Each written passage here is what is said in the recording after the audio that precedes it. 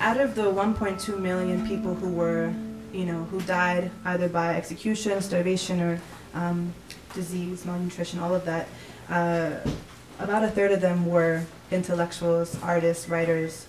And so I wrote this poem called I Am Rachana. Rachana in Khmer means fine arts. I am Rachana. My husband is the last of his kind.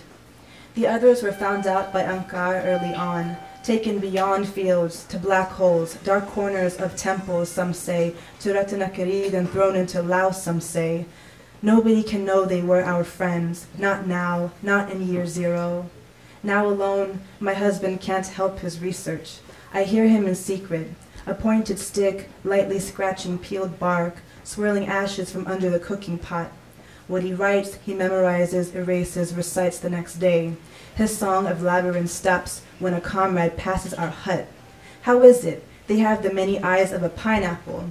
And my husband suddenly blows smoke into a pile of leaves, into wood. He makes a still dangerous light. Still watching, the comrade passes. My husband, the last historian, waits to begin again. If Ankar saw him writing, you know what would happen to both of us. When the water in my heart falls, I hold on to a memory. I used to make salamat juyuan, used to cut the skin of a pineapple and toss it in soup.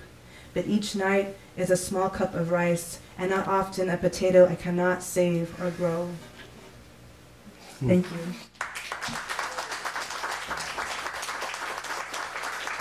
Thank y'all.